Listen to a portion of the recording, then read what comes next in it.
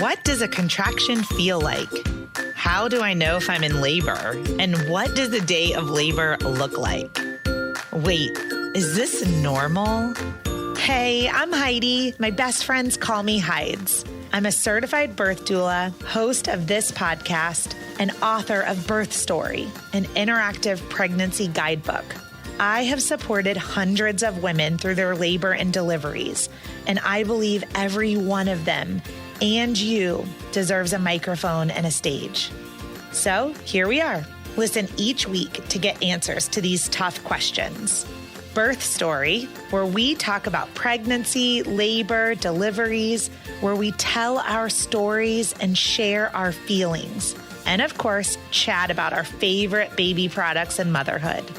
And because I'm passionate about birth outcomes, you will hear from some of the top experts in labor and delivery.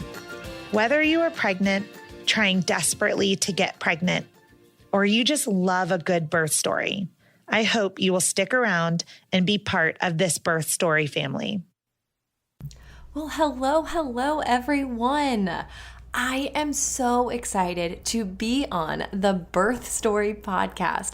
Thank you so much to my friend Hides for having me on and letting me share my birth story with you guys. So for those of you who don't know me, my name's Katelyn Fusco. I'm the host of the Happy Homebirth podcast.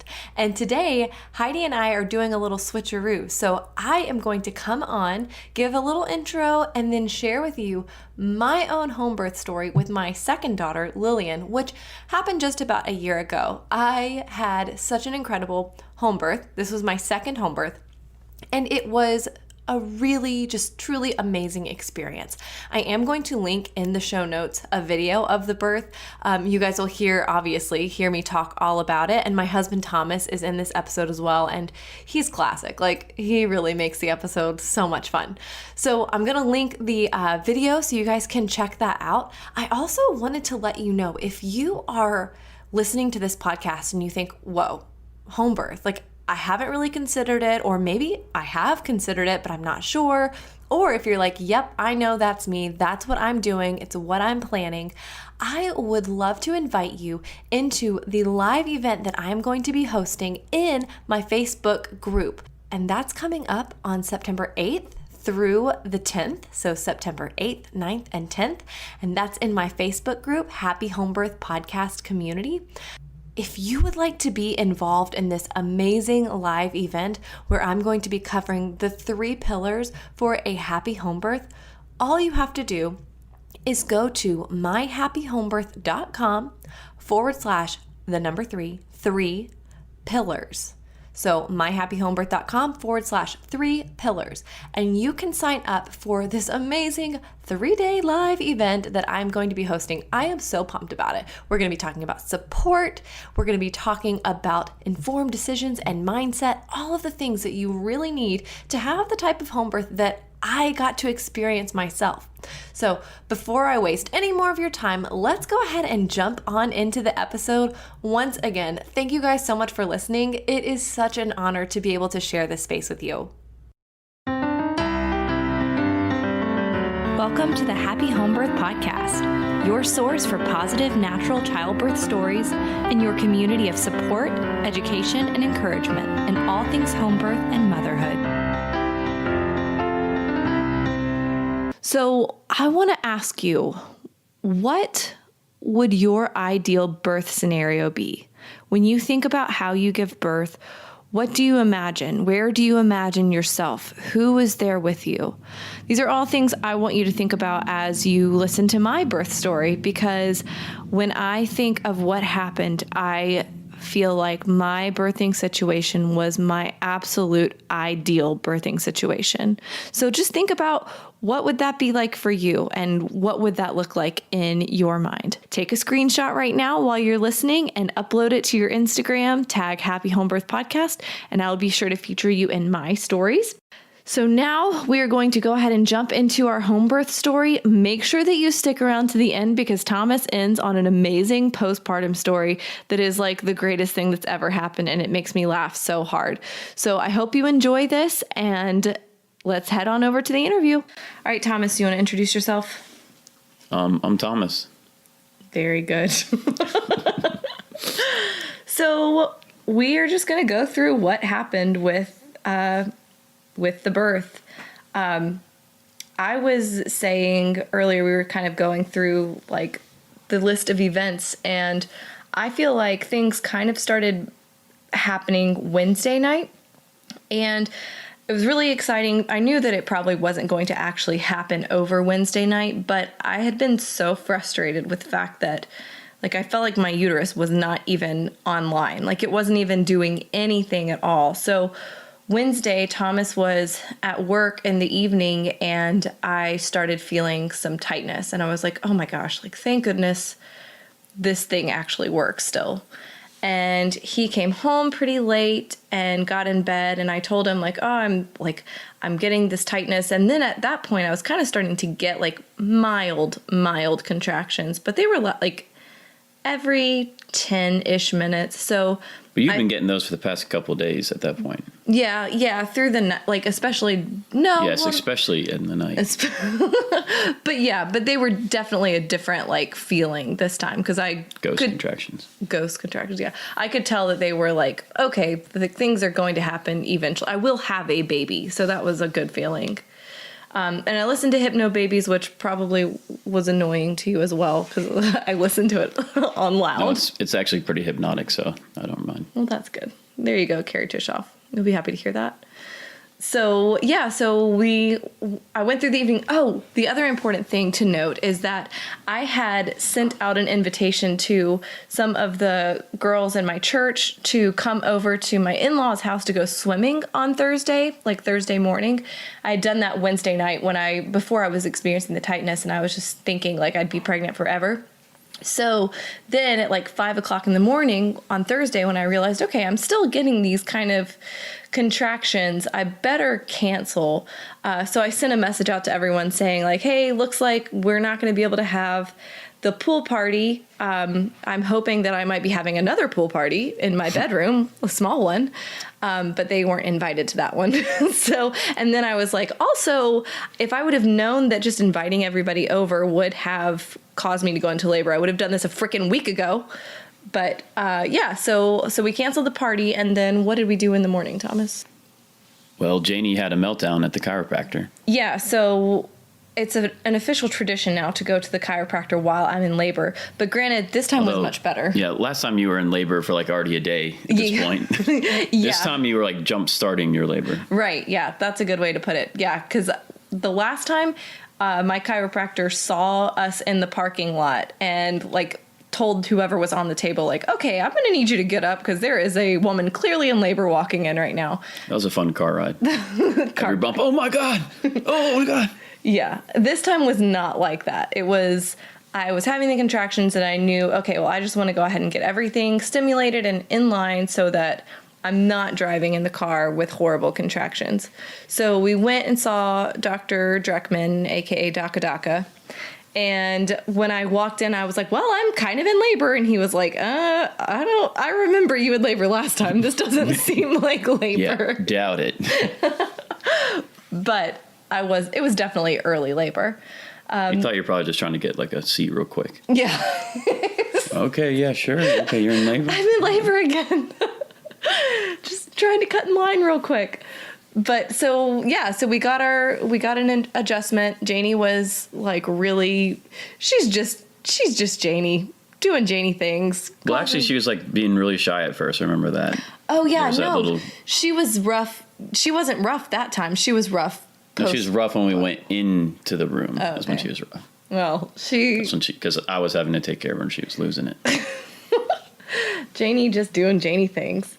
So we went to the chiropractor, got all of that taken care of, and then I guess we just went home and she took a nap, and then we went over to your parents' house, right? Yeah, so she had swimming lessons and we made the fatal mistake of having her take a nap before the swimming lesson. So she woke up in a cranky mood and was not wanting to swim. Yeah, she did want to cry a lot, though. She did. She is a lot like her dad in the sense that it's not like I'm going to wake up and then I'm going to be in a happy mood. It's like there's this whole groggy phase where they're waking up is hard. Angry, and I don't get it. But yeah, so she woke up from her nap. We went to my in-laws' house where she was having her swim lessons. Oh, there's Lillian. All right, Lillian's nursing now, so if you hear any bulldog grunts, that's... She's on the teat. She's a very grunty baby. But anyway, so we went to Janie's swim lesson where she didn't do any swimming, and then just kind of hung out at Thomas's parents' house for a little bit. And that's when I started getting more intense contractions. And they were like every 5 or 10 minutes. And finally, I like came out of the bathroom and was like, okay, Thomas, we got to go. And I thought she had done something horrible in there.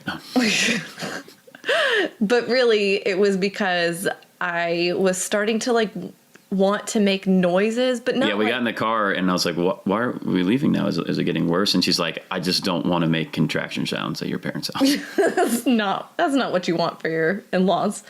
But it wasn't, I didn't think like things were happening anytime soon, really. It's just the way that the contractions were feeling, it was like they were squeezing my intestines. Like, I knew that they weren't super productive. I knew I was like, something was going to have to change for it to have a baby come, but it was real uncomfortable. So then we got back home and she got hungry and wanted to get some food. And I was like, well, that is not yes, what it happened. is. No, not yet. We had to do all of our walking and stuff. Oh yeah, that's right. Yeah. You were just so excited Skipping to tell ahead on to me. your horribleness. Oh my gosh. Yeah. So Well, it's even better. We went walking. Well, first we went out to the back and Janie got into some poison ivy, of course. Apparently there's just like every single type of poison ivy in her backyard, and she grabbed it. I'm super allergic to poison ivy. Like I've almost every year growing up, like in the summer, I would just get it all over my face. So I'm very scared of Janie getting it. So she touched the leaf and I went and researched the leaf over and over again, found out it was. So then we had to go inside, scrub her down, and then we brought her back out, and Katelyn was doing a marching band march up and down the road for a while. Actually, I have a nice video of it if anyone wants to see. Yeah, we can put that in the show notes. Yeah, we have this like small little cul-de-sac beside our house, and I was just, it's nice because it's a hill. It's just like a slow inclined hill. So I was just like marching down and up, just trying to get the baby in a deeper We're talking high knees, arms pumping, yeah. Like a serious march. I looked like a real fool. Also, it was really hot, and I was wearing my like black yoga pants and tank top. That's pretty much the only outfit that I've worn this entire pregnancy. But I remember thinking, this is going to make me smell real bad. So hopefully I have time for a shower between now and a child. So, of course, that's what she's thinking about. That is what I was thinking about. Well, I just feel bad for like midwives and things to have to smell my stank. So I marched up and down the hill, and meanwhile I had been texting she's my midwife apprentice, but also one of my very closest friends, Sarah. And she's like practically a midwife. Like she's been apprenticing for a long, long time now. So she's got all the knowledge. And I was texting her and telling her what was going on. And I had said something about like, these contractions are hurting my intestines so bad. And I have struggled with constipation because I know you guys wanted to know about that. But I've really struggled with constipation, especially towards the end of this pregnancy. And there was one time where I couldn't go, and the baby she had been really, really low. And then finally, like after a few days, she was kind of high. And I'm like, why is she so high? And finally, once I went to the bathroom, she was down low again. So clearly we know where my intestines were in this situation. And so Sarah was like, well, maybe it's like that again. And maybe you need to get the poops out before you can have a baby. So I was like, okay, well, and you guys know from last week's episode that I said, like, mama ain't scared of no enema. So I was like, okay, well, maybe I should just do an enema. And she was like, well, maybe you should just do like an Epsom salt cleanse. So I decided to do the Epsom salt cleanse, and I regret that. I wish that I would have just gone straight for the enema, but I did that and it was horrible. Like I felt so sick after drinking a quart of warm water with salt in it. And then like 40 minutes later, I still hadn't cleared out. So it was like, this is not going to be good because I'm going to be all backed up with all of this in me, and then the baby's going to come and I'm going to have waterfall poops in a birth pool, and no fishnet is going to be able to handle that kind of situation at all. So that's what was going on with me while Thomas is dealing with the whole poison ivy situation. And then we got back inside from the walk, and that's when the food situation occurred. So yeah. I know you're super excited about this part. Oh, I'm not excited at all. So she got hungry, and I was like, well, how about I'll go get some burgers at Cookout down the road? And she's like, well, actually, I think I want Wendy's. And I'm like, seriously, you want Wendy's right now? Because first of all, she doesn't like fast food at all. And I guess she just wanted the chicken nuggets from there. I don't know what it was, but I kept trying to talk her out of it. But I was saying, she's like, well, you don't have to go there. I was like, no. If you really want Wendy's, I'll go there. I haven't had them forever. And I was like, well, and then I was on the way, and I was like, well, I got to try to change this. I called her. I was like, hey, what if we went to Publix and got subs? And she's like, no, I want Wendy's. I was like, okay, yeah, that's fine. She's like, well, wait, what if we went to Chick-fil-A and maybe got some? No, I want Wendy's. Like, okay. No, I said so she was trying to say I could take 2 trips, go somewhere else for me, but I was like, I really don't want to do that. So I suffered with her and got Wendy's as well. And yeah, that is really... I guess she really, really wanted to poop really bad. So I was like, let's get some Wendy's going and just clear my entire system out for the next couple of days. Yeah, I don't know why. I don't know where the Wendy's came from. I mean, we don't really... I think it was a Frosty that she really wanted. She was hiding behind the chicken nuggets. No, I really like their chicken nuggets. I think it's more of a sentimental thing, though, because we used to get Wendy's as kids, and I really liked their chicken nuggets. But whatever. Either way, it doesn't matter. It was going to be horrible, horrible food anyway, which is not exactly how we typically live our lives. But, of course, like, for this birth story, you have to know that I was eating crap food after I stand on my soapbox and talk about the importance of prenatal nutrition all the time. I was eating Wendy's. I think she just wanted me to feel contractions at the same time she was, because that's definitely what happened. It happened, yeah. Wendy's contractions. So Thomas and Janie got home after they're going to pick up our food, and they came while they were gone. I was sitting on the birth ball watching The Office, because what else? That's literally all she ever watches. That's my fave show, The Office and Seinfeld. And so I was watching The Office. They came in, and we all decided to eat in our bedroom. So Thomas is on the bed. I'm on the birth ball. Janie's sitting on her little desk over our white carpet, which I don't know. I don't know how that happened, but that's what happened. Yeah, I gave her like a teeny bit of what are those things? The Frosty. And afterwards I was like, what was I thinking? She's literally sitting on a white carpet with this like tiny bit of slushy that she's going to spill all over the place. But she didn't. She didn't. Go, Janie. Yeah, there you go. So I'm sitting on the birth ball, eating my Wendy's, and it's about 7 o'clock at this point. We had gotten home from... Oh, it was like 7:06 or something. Okay, it was about 7:06 or something. Let's get it right. And we had... So the way that the afternoon had played out was... I had messaged my friend Sarah around like 4:30 or something, telling her that my intestines were hurting. So that's when that happened. That's when the poison ivy situation was happening. So not a lot of time between that and when we ate dinner. And at 7:11, actually, is when I decided to time a contraction. So I'd felt a few, Checks and then I was out like, with a 7:06. Yeah, it does check out with 7:06. Or 5, I can't remember. So I was like, okay, these are coming pretty quickly, and they are feeling way different. Oh, gosh, no, I totally forgot. This is super important. Before I started watching The Office, while they were getting the Wendy's, I did decide to do an enema. And so then she loves enemas. Weirdest thing in the world. I do not, but they have their benefits. Like, every time I come into the bathroom, she's just laying on the ground, all hooked up. What are you doing? Coffee enemas are very beneficial for the liver, everybody, just so you know. But I haven't done them in a while because pregnancy does not make them very fun. But I figured, let's bring it on back and get this stuff out. It was a good idea. It cleared me out. And then that's when the contractions totally changed. So Sarah was right. And my diagnosis of this is squeezing my intestines was also right. That's exactly what was happening. So as soon as that happened, baby dropped really low, and we started getting good contractions. And they were like, okay, actually, let me not say they were like, let me like pull up what I ended up sending to my midwife, because they were, okay, so we did what I can see on this page was 7:16, 7:19, 7:24, 7:26. These are the times of when I'm having these contractions. And the duration, 31 seconds, 39, 38, 48. And then, so between times was like 2 minutes, 2 minutes, 2 minutes, 2 minutes. Yeah, they're all 2 minutes apart. And so I sent that to my midwife and to Sarah and was like, question mark?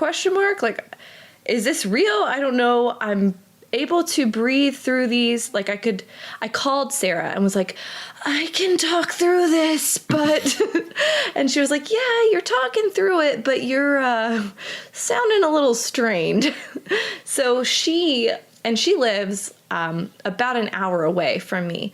And luckily she had the sense to a little bit before start heading towards our area. She's in, not that it matters to most people, but she's in Spartanburg, we're in Easley, so Greenville is like the in-between kind of area. So she was like, I'm just going to go there and go to Target, because when we were apprentices together, every time any of us would go to Target, a person would decide to have a baby. So she was like trying to really nail it down that I was going to have this child.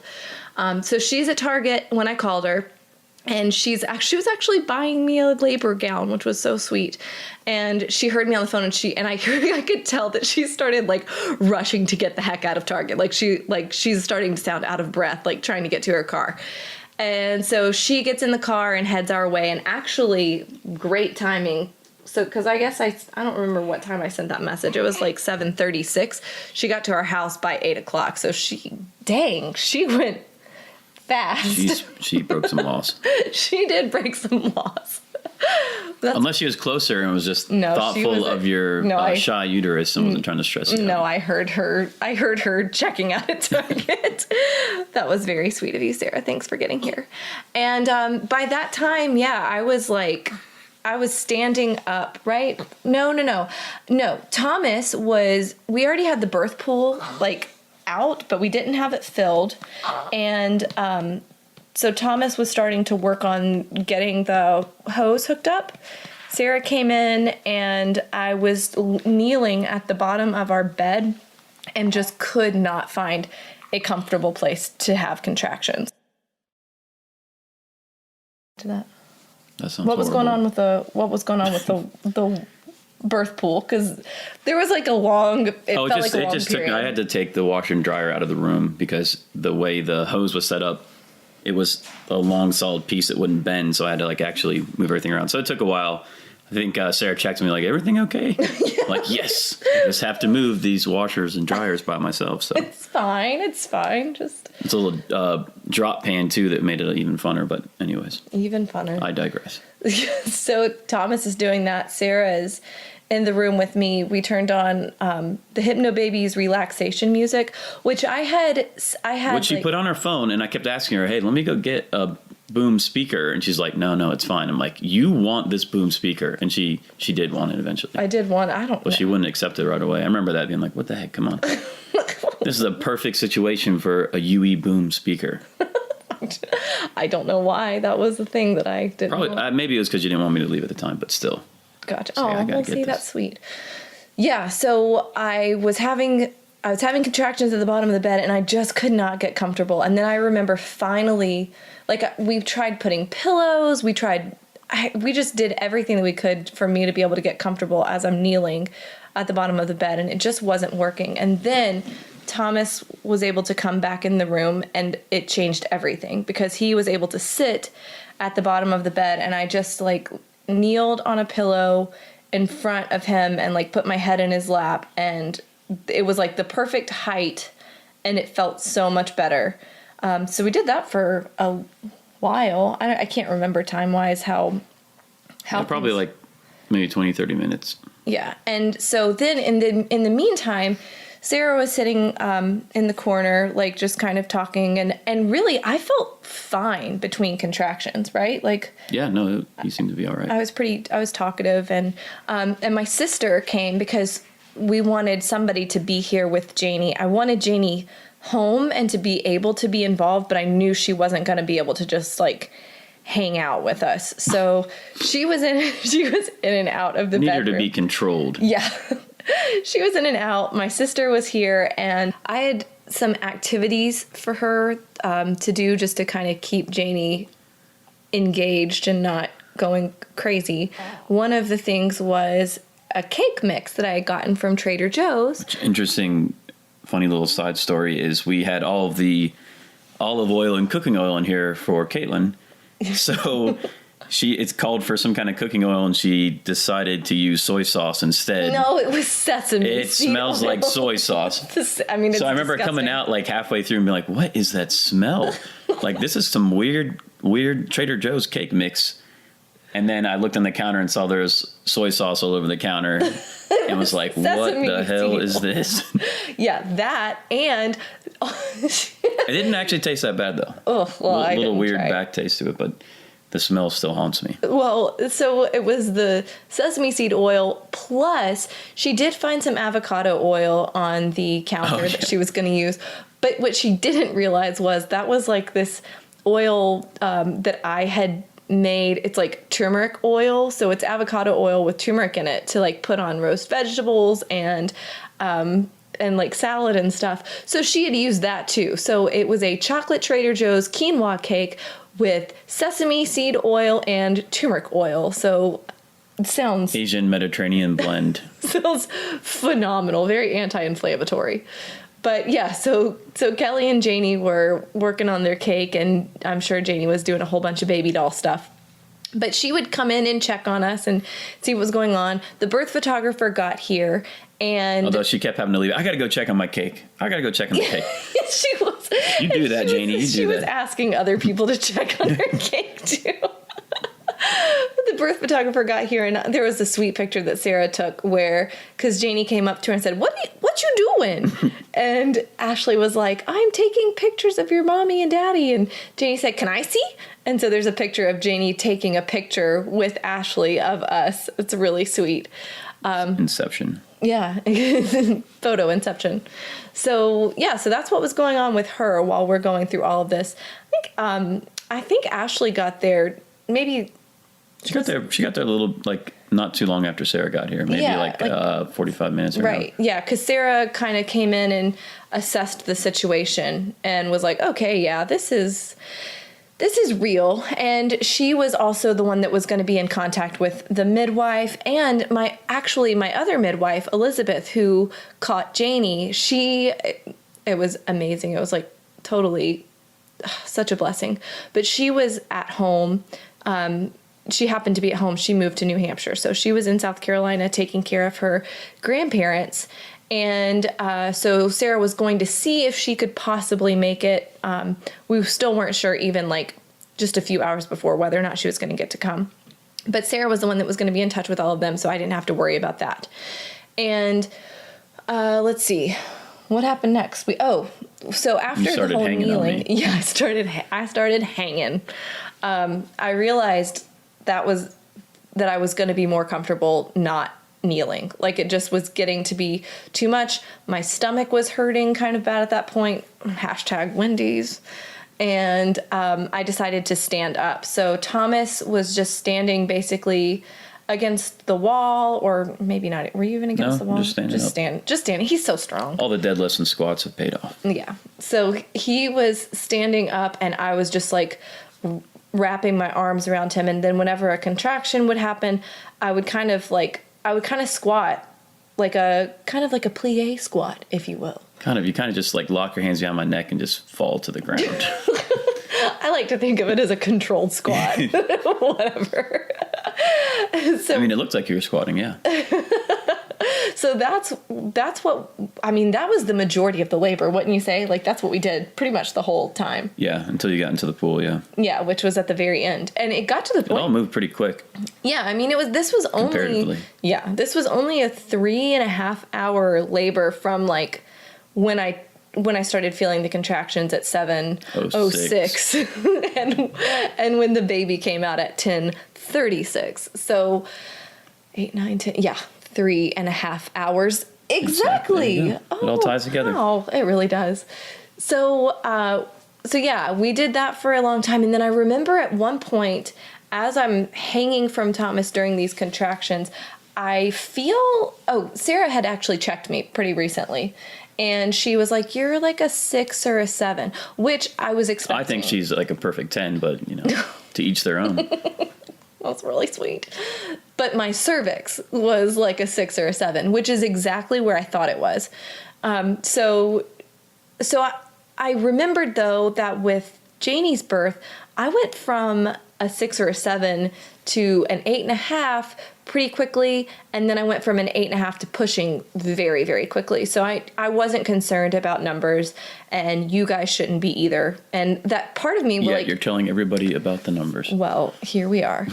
But part of me didn't want to get checked, but I decided to, just because I thought that it might be helpful for Sarah to kind of convey to everybody else what was going on, and for the decision of like, okay, would this be a time to get in the pool?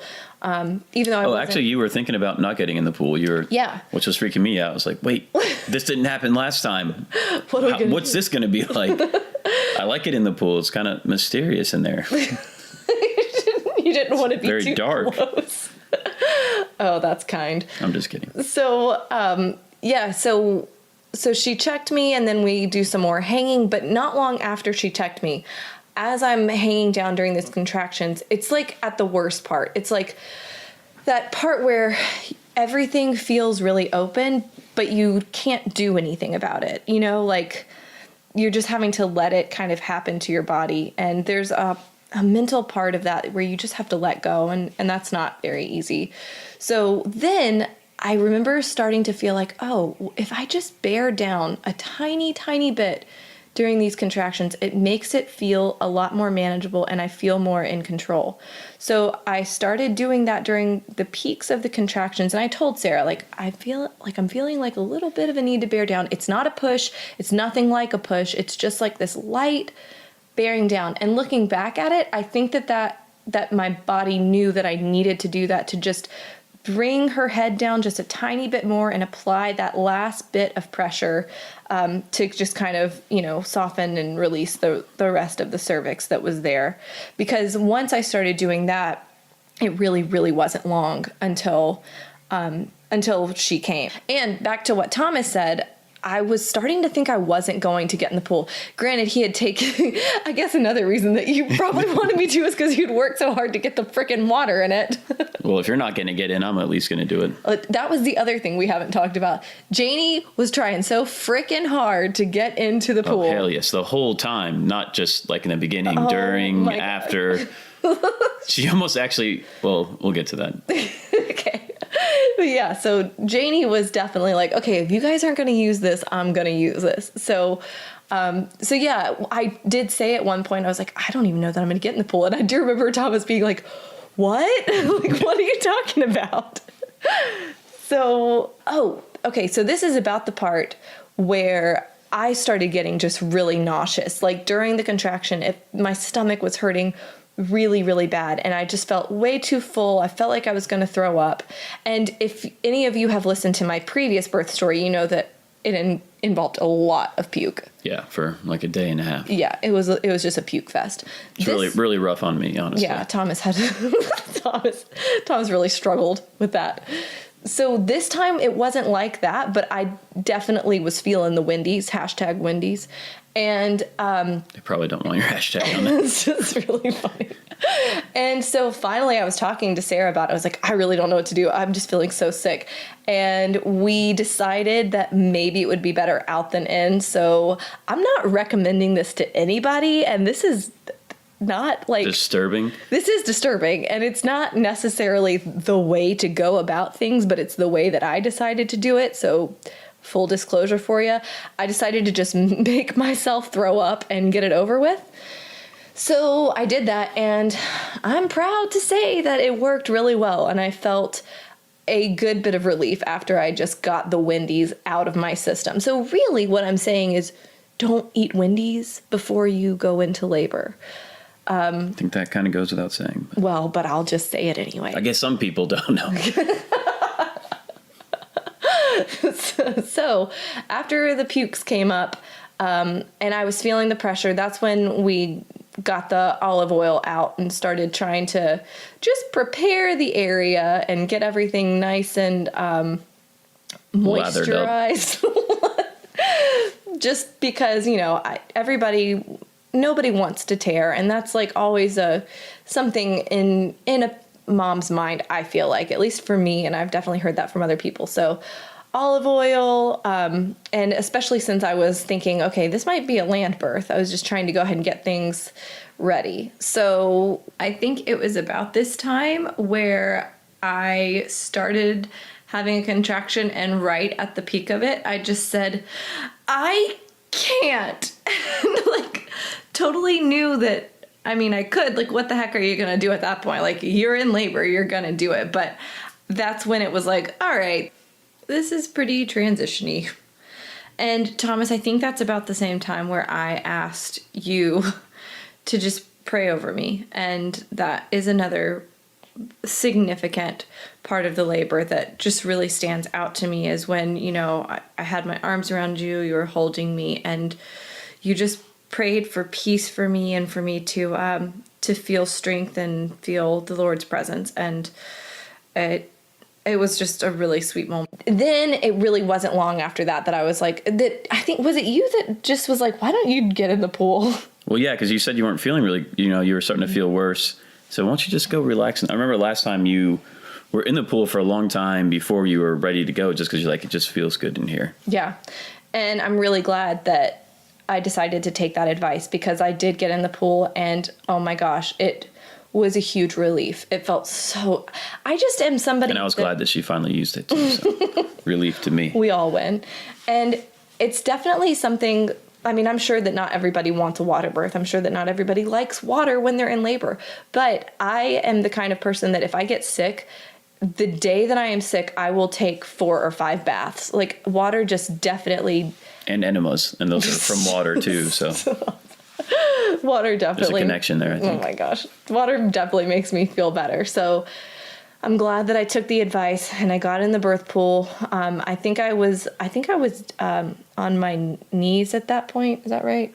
I think I started on my knees.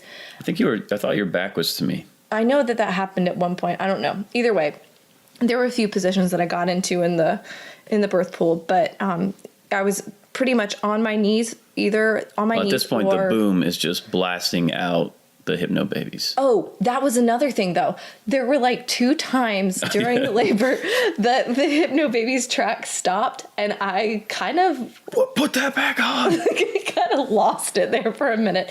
So their relaxation. It wasn't anger. It was like a scared, like that needs to get back on. What happened? I just got pulled back to reality here. So I really did not think that I was going to listen to hypno babies this time. I had made a playlist that I thought I was going to use, and it was very clear to me, like, nope, don't need any words, just need hypno babies relaxation music stat. So hypno babies relaxation music is playing. I'm in the water, and my contractions slowed down a lot once I got in the water. Like, do you remember? Yeah, I do remember that. I don't know how long, I don't know how far apart they were beforehand or what they were like during, but I do remember the difference in, like, whoa, I'm getting a much longer break now that I'm in the water. Do you remember the time? Yep. Oh, what time you got in? No, do you remember the time? Like, do you remember if you were like, oh, okay, they're like every 2 minutes now, and now they're like every 5 minutes? I have absolutely no idea. Well, I feel like that's probably about what it was. They went from probably being every 2-ish minutes to every 5 minutes, which Sarah ended up saying was a great thing, because she was pretty confident that if I hadn't gotten in the water, I would have had the baby before everybody else got there. And so, spoiler alert, damn. What? That's not a spoiler alert. So, yeah, well, actually, why don't you tell that? Because I don't know what was going on at that time. I have no idea who was in here, what was going on. Pretty much once I got in the birth pool, I don't know what happened. Oh, well, in the meantime, so Carrie wasn't here yet. That's our midwife, Carrie. And so, little backstory, though. Apparently, she had locked her keys in her house. Yeah. Like, she went out to her car to get something, went back inside, went back out to her car, and then went to go open the door, and the door was locked. Yeah. And her keys were inside. And this was like this is like I think this is probably during the time you were getting in the water. She had to call her son to come open the door for her, but she was freaking out because she's like, oh my gosh, I'm going to miss this. Yeah. Because I asked Sarah, I was like, where's Carrie at? Because I thought, this is going to come soon. And she's like, oh, she's on the way. But in the background of her head, she'd known what was going on. Was like, hope she comes. She was not. I'm not going to lay this burden on them right now. I wasn't worried. I was just wondering, when's everybody coming? And it wasn't actually a big deal. Like, it ended up adding like 15 minutes to when she arrived. So it's more of just like a funny story that happened. And the cool thing, I don't think you really knew about this, Thomas, but I wasn't wanting anybody to get there super early. Like, I just wanted it to be you and Sarah just because of my past with the shy uterus. It was kind of perfect, though, for Katelyn's birth, since Katelyn does that kind of stuff like every single day of her life. That's every time true. She's, where are my keys? It takes like a 10-minute search party to find they're like in her backpack. She already looked in, but poor thing. Oh, it broke my heart because I just know that feeling of, oh my gosh, like, why is this thing happening right at this moment? But she worked her butt off to get her son. He had to like come home from whatever. I think he was on a date maybe even. And she got him to come home and get her keys out of her house. Yeah, and when she got here, she still had plenty of time. I mean, there was still, I think it was like probably another 30 minutes. Yeah. And then everything was progressing, and then I saw Elizabeth walk in, and then maybe 2 minutes later. Yeah, 2 to 5 minutes later, you were pushing. If you go back to the tapes, she got here 3 minutes before the baby was born. Yeah, you said Elizabeth, 2 to 5 minutes. That falls within that spectrum. Just saying. Anyway, Elizabeth is the midwife that was that caught Janie. So she was able to get here, and the backstory of how she got here is actually really, really sweet because there was a girls' night planned for Thursday night that I was invited to were I not having a baby. So make plans and the baby will come. That is the crux of this, it sounds like. But the people that were at the girls' night, one of them was actually my friend Christina, who had offered to doula at my birth. And she's an amazing doula, but I had kind of started feeling like, I don't know that I can have any more people just because my uterus was so shy last time, and I was just pretty nervous about that. And also, Sarah was going to be kind of functioning. I knew she was going to be sort of functioning in that doula role too. So I had told her she had called me that afternoon or that evening once I was having the contractions, like that I was having a hard time talking through. And I even had one on the phone with her, but she had called and asked how everything was going and if I was coming to the girls' night. And I was like, nope, pretty sure I'm gonna have a baby instead.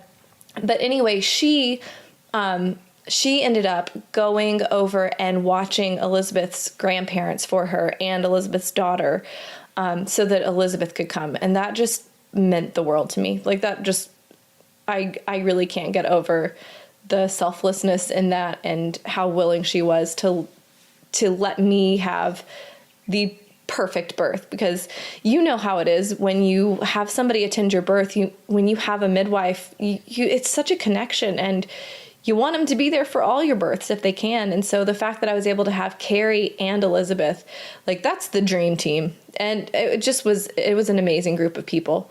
So Elizabeth walks in, and it was right before that is when we called Kelly in with Janie. Mm-hmm. And which she immediately came in and was trying to get into the water. She was splashing it around.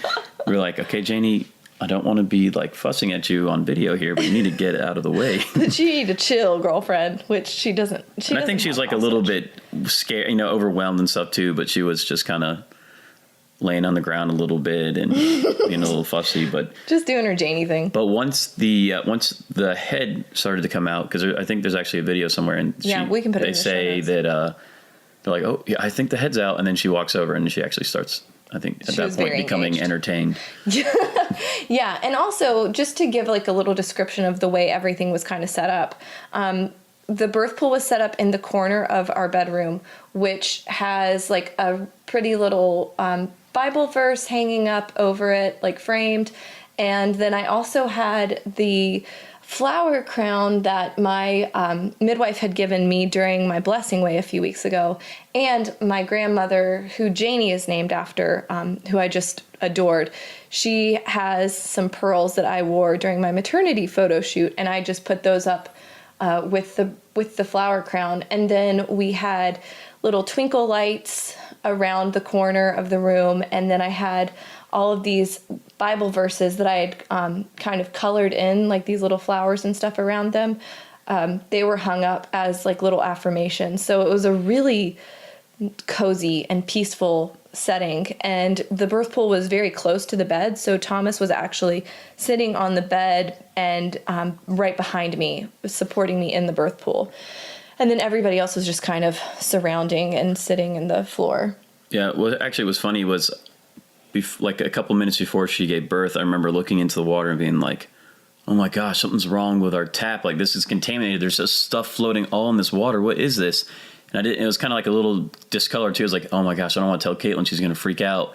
Which I found out later was, I think, just birth juices. But at the time I was like, what is this stuff? And I was like, oh wait, never mind. That's probably just stuff from her. Not from the tap. Our tap is fine. My water broke 6 minutes before the baby was born, which is actually what kicked off the pushing, like the legitimate pushing. Because before I was kind of just like illegitimately pushing. Yeah, I was illegitimately pushing. Before I was just like bearing down, and then I did a good push and my water broke, which the baby's head was kind of before the bag of water, so not much came out, but a crap ton of vernix came out, which was really shocking because she was past her due date and Janie did not have any vernix. Yeah. So that I remember the head came out and then it started to turn, and then Katelyn's like, what's going on? It's like, well, there's a baby coming out of you. That's what's going on right now. I think it's going normal though. Which is really funny to think back on. I don't remember saying that, but I did in the video. Can't deny it. But it's really funny because I remember having that exact same feeling when Janie was coming out. The head comes out and then there was like this shift, like just this harsh shift, and I'm like, what is happening? But another funny thing before actually all of that happened, before the head came out, before the head came out, when Elizabeth walked in, so she has a 3-month-old baby, and she walks in with the baby, and I hear Janie on the video, like when we were looking back at it, Janie says, "Is that my baby's sister?" So she thought like this baby just walked in the room and that was her baby. Ta-da! That's how you do it. Simple. So, what do we need the birth pool for? So I do remember feeling as the head was starting to come down after my water broke, and as the head was coming down, this is where I feel like I really started being super mindful. Like I was trying to be mindful the entire time. That was like really my goal this time, was be present for this and be in control, and not in like a way of like, you have to control the birth, but like be able to experience this the way you want to, because I really had my heart set on not being touched. Like I wanted to do everything myself. I wanted to support my own perineum. I wanted to catch the baby. I wanted to birth the placenta. And I knew that if it went like last time, where just the fetal ejection reflex came on and I just was like, whoop, I'm gone. Like my body's just going to do this and I'm just going to push with it.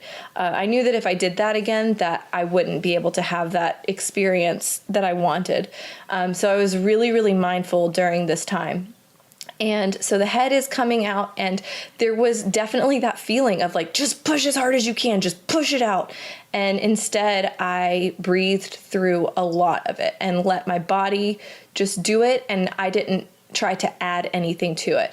And then there were a few times, like once the head was really, really like right there, that of course I gave a little oomph too, but it was definitely a very controlled process. And looking back, hopefully I can always do that. And birth is so crazy, like every single one is different, and next time might not be like that. Should there be a next time? Yeah, we'll see.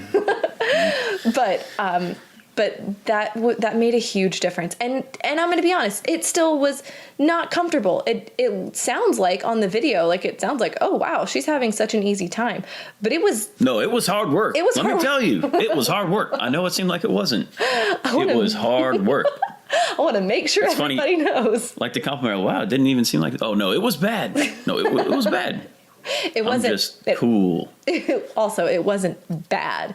It was just, it was intense, giving birth. It was giving birth still, but it was just so different from my first experience. And it was really cool to feel like, I don't know, I just feel so empowered after being able to do it all on my own. And I felt a lot more connected this time because last time it was just so long and I was so exhausted and tired and like in and out of sleep. So I was just kind of like in Twilight Zone when it happened. This time I was fully alert and awake. Yeah. And it was definitely a little bit of a different experience for me, for sure.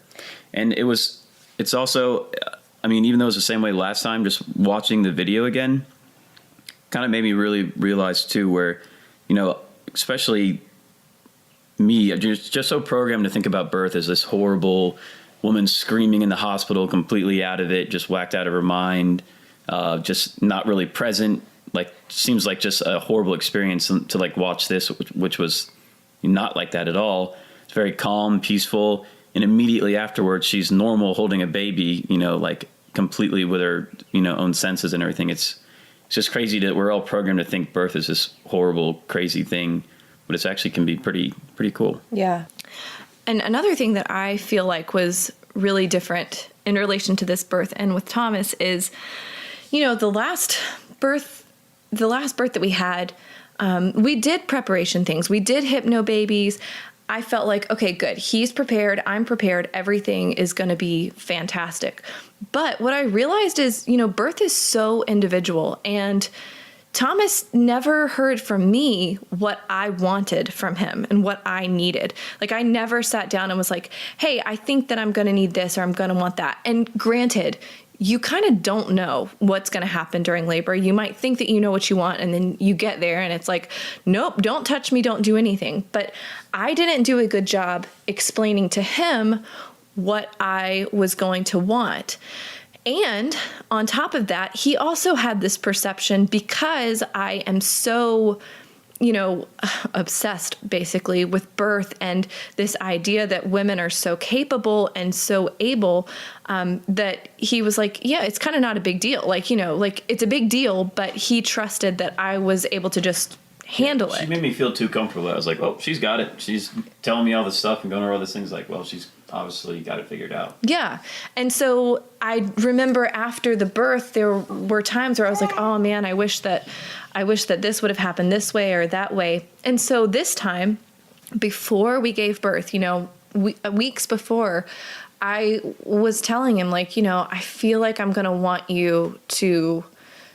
need affirmations. I'm just like a very needy affirmation kind of person in general. Yeah, she is. So like, of course that it makes sense now looking back, like, okay, I'm going to need a lot of affirmations from you, from Sarah during birth, that I can do this, that I'm doing a good job, that, everything is going well. And it made such a difference. Like, and I think it made a difference for you too, right? Like, knowing what I wanted. Yeah, definitely. And I remember the last time and a little bit this time during contraction stuff, like, I'm always joking and just nonstop talking. She's just like, you can't talk right now. I don't want you to talk. So I figured, well, I guess she doesn't want me to talk at all during the time. So, but her telling me this time kind of helped me realize that, she does want me to talk, just talk at the right time and not make jokes when she's having contractions. Yeah, that's another really good point that people might not recognize or realize is it is like during a contraction is not the time to talk. Like, I definitely am fine with talking between contractions, but during I can't even deal with it, or being touched or rubbed. But I just feel like that's a really important aspect to keep in mind is be sure that you don't just assume that just because you went to a childbirth education class that your partner is going to know exactly what you want. That's really pretty unfair to them to not feel like they know where they belong in the birthing setting. Also, don't be surprised if you don't even know what you want. I remember the first birth, she wanted me to catch the baby, and when she started pushing, she's like, "You can't leave me." Right, like because I was sitting in front of the birth tub, she was holding on to me. She's like, "You can't move. I need you right here." Yeah. So true. I mean, everything kind of might change. You never know what's actually going to happen or what you're going to want, at least the first time. Right, definitely. And well, yeah, I think every single one is different, but just that idea of like you can help your partner by telling them beforehand what you think you're going to want, and it made a huge difference for me. And this, like I kept telling Thomas, I mean, the last few days even, like, I will never forget this, and I will never forget the way that you made me feel during this birth. And it was just so... In a good way, not a bad way. Duh. Like, I'll never forget what you did to me. I was getting there. But it really, like, I mean, it just... Oh, Lillian. It just meant so much to me, the way that he was able to be present and help me. It wasn't like I was having the baby, it was that we were having the baby, and that was really beautiful. And I'll cry if I think about it too much. But yeah, okay, so baby's head comes out, and Janie says, "Is that my baby sister?" Yes, this is her baby, by the way. This is like, that's mine. Yeah, this is her baby. So she asks if that's her baby sister, which... We got this baby for her. Yes, and if you will all recall, I'm sure you do, I was convinced that it's a boy. Thomas thought it was a boy too, pretty much, but both of us were still a little like, maybe not though, because Janie would only refer to it as her baby sister. And, you know, I don't know, little kids they just know things, especially Janie. She's just very intuitive. So the baby... Yeah, she also knew that I had a baby in my belly, too. And that she had a baby sister in her belly. She really got it. She's very intuitive with all these things. But the baby comes out. Oh, no, the baby's head comes out, and Janie asks if that's her baby sister. And what I thought was really cool was I actually was able to talk to Janie between, like, there's a head out of me, but I was able to talk to Janie and be like, look at your baby sister. And so yeah, that's my cool moment. And then the rest of the baby comes out. I pull baby out of the water and hold the baby for a few minutes, and then I'm like, okay, well, let's see what you are. So I lift the baby up, and I'm like, it's I can't figure out because the umbilical cord is in the way. I could not see it. I was like, somebody's going to have to move this cord. And so we had the cord moved, and sure enough, it was a baby sister.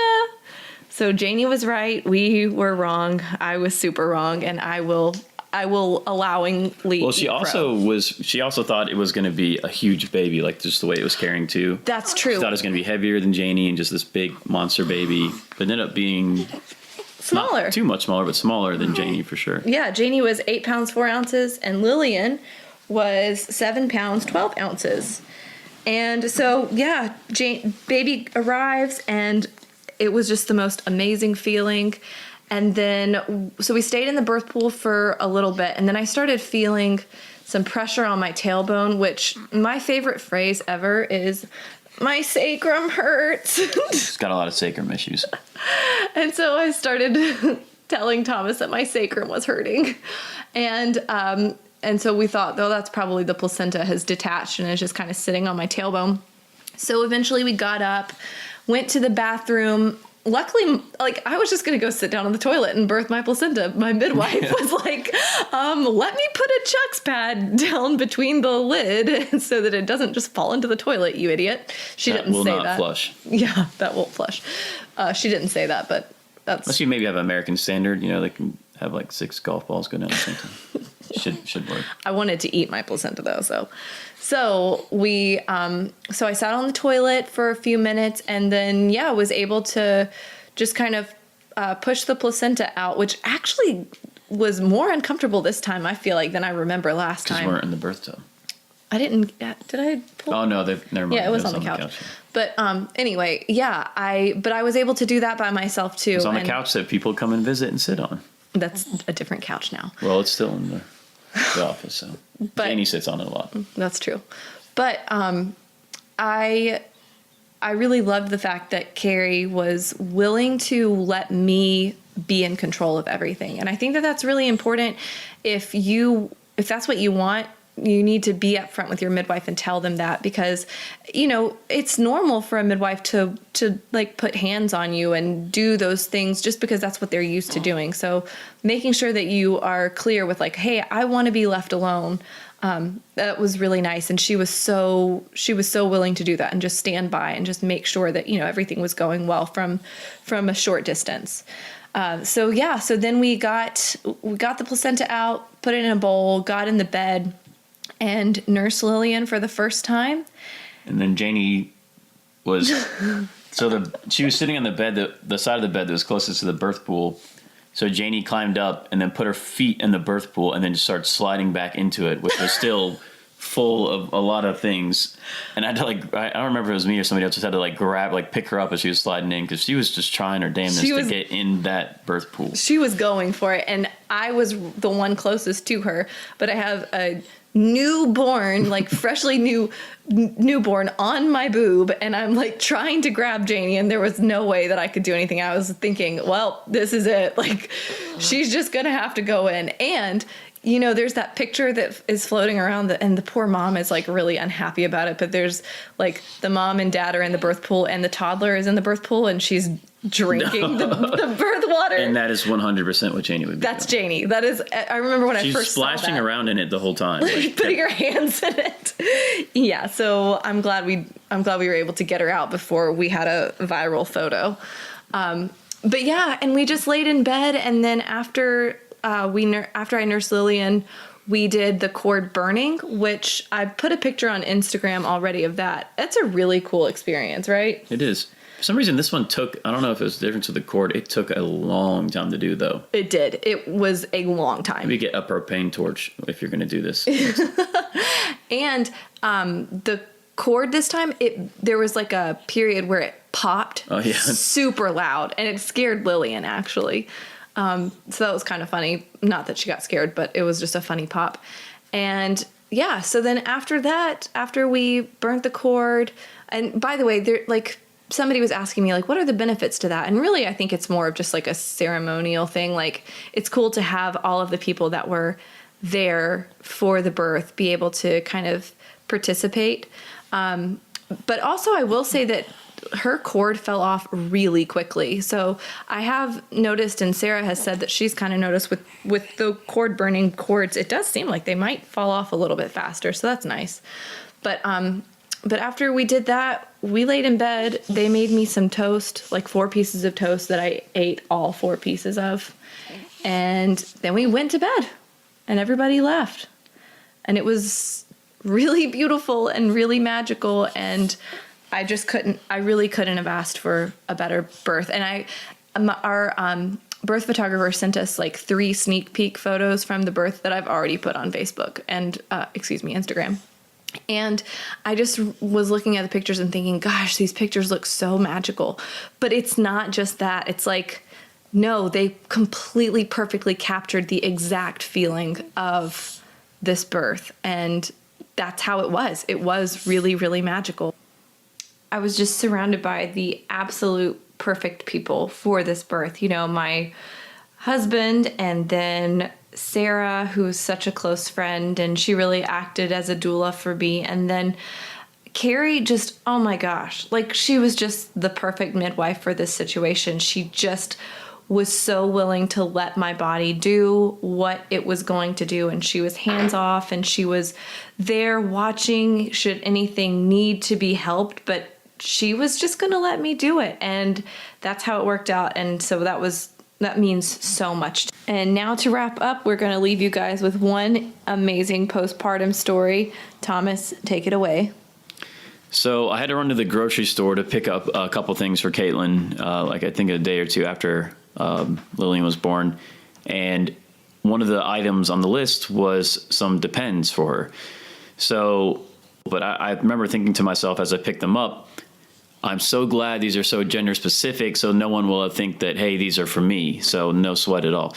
So I'm walking up, I've got a basket, and then I've got the box of Depends, and I don't have the Depends in the basket. So I put the basket down on the box of Depends, And the guy's checking me out, and he's like, going through all this stuff. And he finally gets to the box of the pens, and he looks at me, and he says, "Are these for you?" And I was like, "What? No, they're for my wife. Like, why are you asking me this?" And I'm just super offended. Like, how dare you ask me who these pens are for? And he's like, well, I mean, like, are you buying these? Are these like part of your group of stuff? And I was like, yeah, I guess, yes, they are. Sorry. Also, my favorite part of that is like the lack of understanding of, I'm sure the guy was left thinking, okay, but also why is your very young wife needing to pins? I could have been like a cougar or something, That's true. Anyway, guys, I hope that you enjoyed our birth story. I know we enjoyed sharing it with you, and I look forward to seeing you guys next week.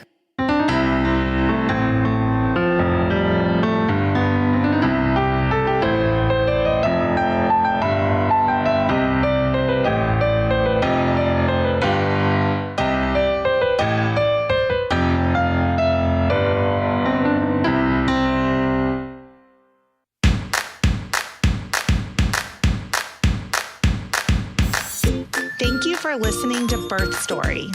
My goal is you will walk away from each episode with a clear picture of how labor and delivery might go, and that you will feel empowered by the end of your pregnancy to speak up